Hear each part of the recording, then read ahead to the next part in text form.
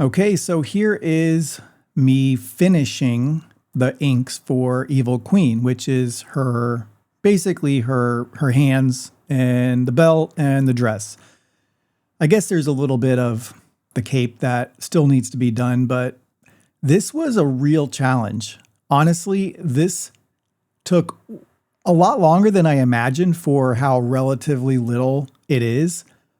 And I'm not 100% happy with it, which is crazy, but I'm just going to have to tweak it until I really like it. I'm probably going to do that on the iPad. So expect an iPad video to come out in the not too distant future, but she's finished enough for me to basically call her complete and move on to something else. So this one was 39 minutes, definitely longer than the 30 that I try to keep it under.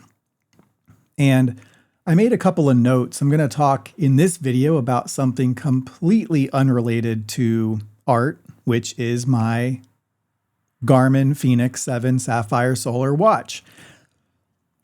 Overall, as I mentioned in my previous video, as a spoiler alert, I absolutely love this watch. It is super, super cool.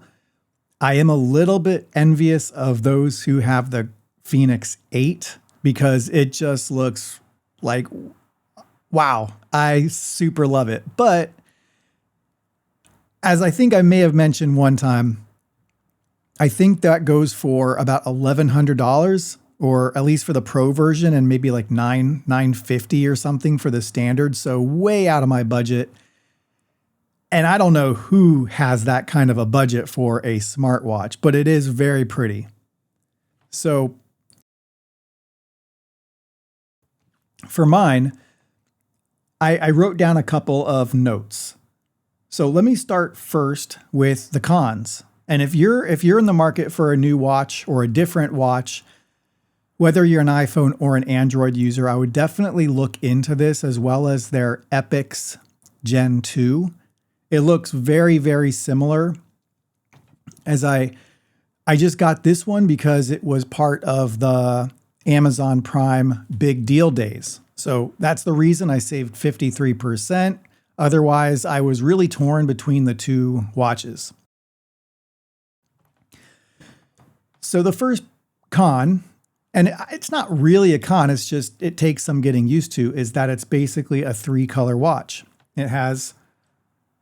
It's an MIP display, which I forget what MIP stands for, but it's very energy efficient, and it's definitely not as pretty or colorful. It right now it defaults, I think, to red, so it's like black, white, and red, and that works. That's fine. I did play around with some of the pre-made watch faces, and I turned one of them to blue, but there's a ton of colors you can choose.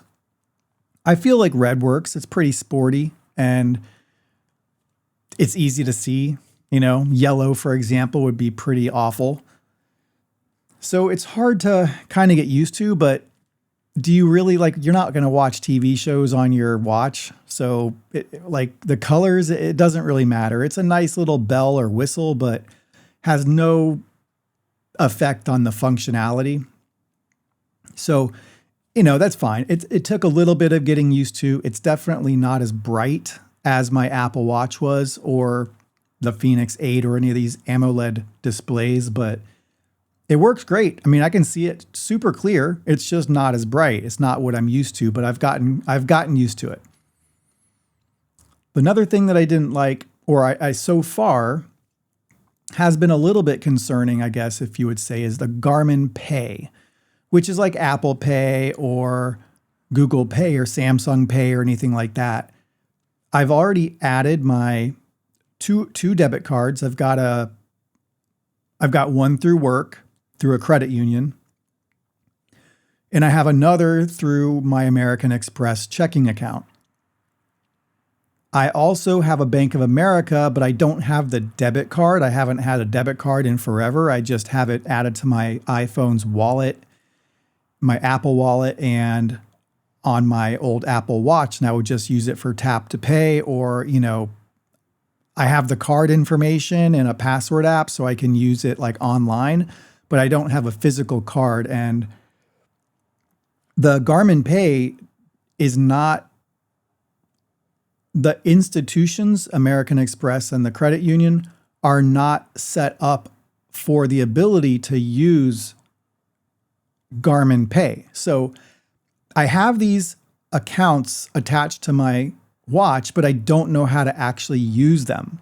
I don't think I can tap to pay. I would imagine and hope that Bank of America is a participating merchant, or not merchant, but financial institution. I need to actually check and see who does participate in Garmin Pay. And if Bank of America does, then I'm fine. I don't need to worry about it. I just kind of want one tap to pay option.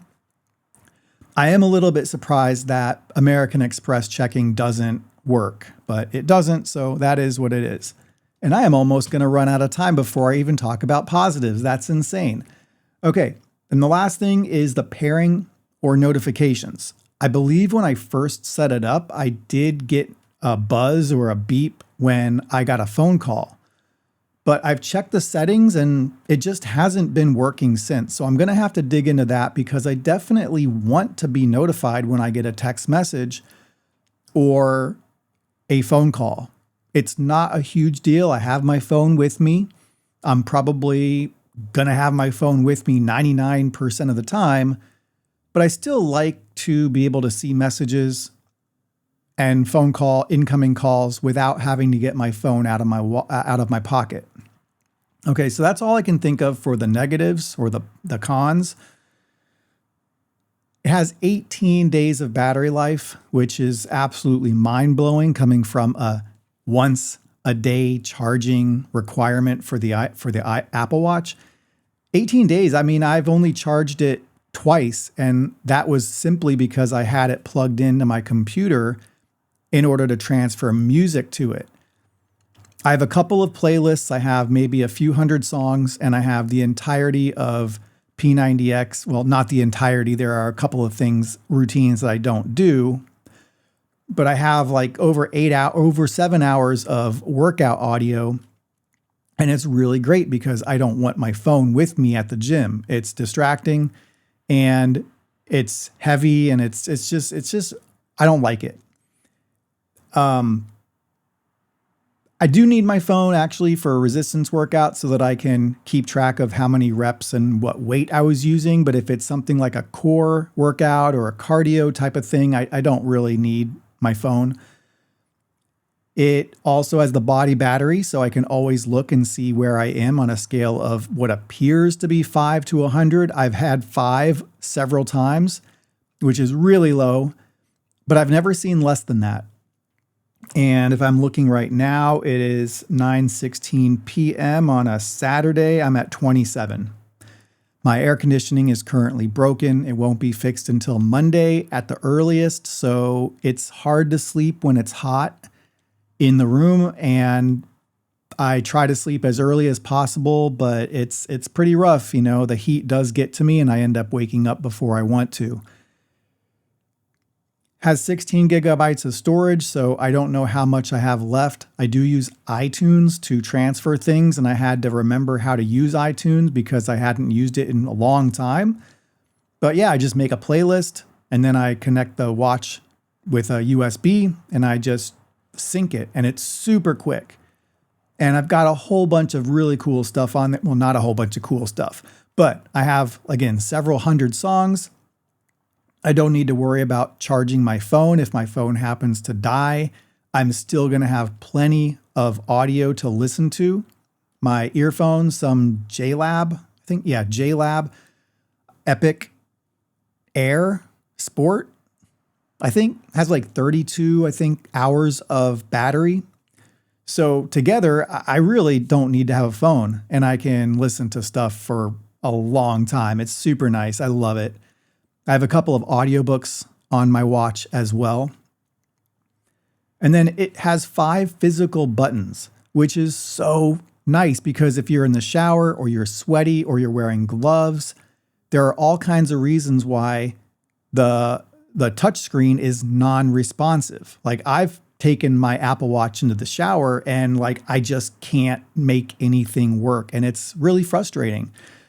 With this, you can there's like an enter button, there's like a backspace button, there's up and down, and along with pressing and holding, you can do pretty much everything you want. So this is wrapping up. I just want to end by saying, like the video, leave a comment, and subscribe if you want to see more, and have a great day. Thanks so much, everybody.